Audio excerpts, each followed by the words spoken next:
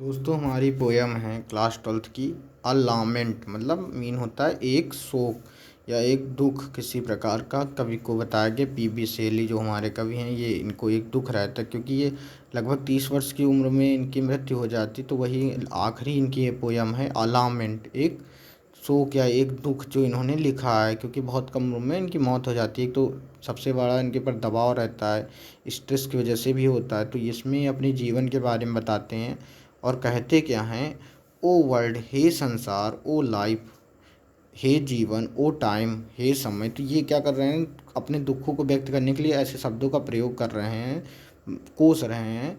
On मने पर, whose मने जिस पर। ऑन मीन क्या होता है, पर होगा, हुज मने जिस पर, लास्ट मीन आखिरी, स्टेप्स मतलब डंठा और डंडल भी बोल सकते हैं। आई क्लाइम, मैं जिस सीढ़ी के आखिरी डंडे पे चढ़ गया हूँ। टेम्बलिंग, काँप रहा हूँ। एट दैट, जहाँ बताया गया वेयर, आज मैं वहाँ पर काँप रहा हूँ। वेयर आई हैड स्टूड, जहाँ मैं खड़ा होता था बिफोर पहले। जहाँ बिफोर पहले जब अपनी अच्छी उम्र में था, जब मैं जवान था, तो जहाँ पर मैं खड़े होकर कभी काँपता नहीं था, आज वहाँ पर खड़े होकर मैं क्या कर रहा हूँ, अपनी सीढ़ी पे काँप रहा हूँ। मतलब इनका मृत्यु का समय बहुत नज़दीक आ चुका है, ये ऐसा बोल रहे हैं। और कुछ क्वेश्चन अपने आप से कर रहे हैं, या अर्थात ही बूढ़े होने वाले हैं।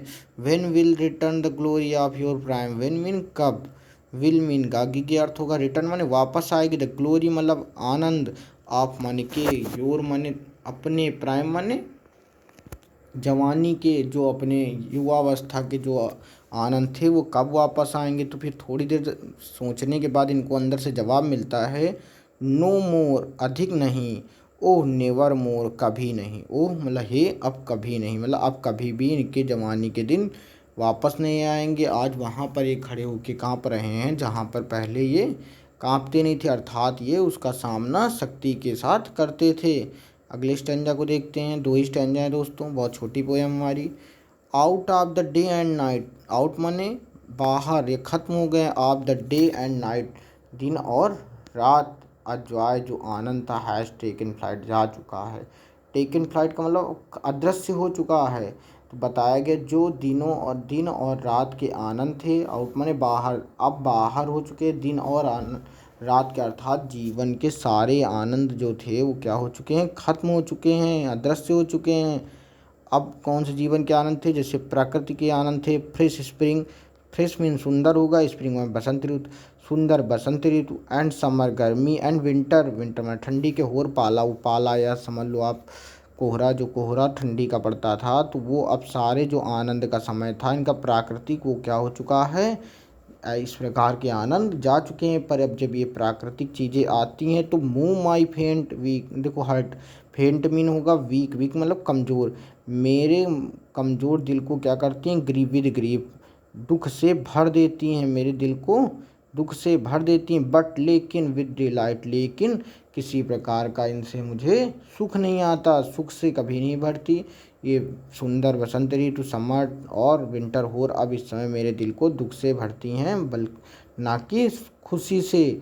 नो मोर, फिर थोड़ी देर बाद अपने आप से जवाब पाते हैं, फिर अपने आप से पहले पूछते हैं, बट विद डिलाइट, कब हम खुशी से जिएंगे, खुशी से हमारे खुशी के दिन वापस आएंगे। तो फिर इनको जवाब मिलता है, नो मोर, और नहीं, है ना, बताया गया अधिक नहीं।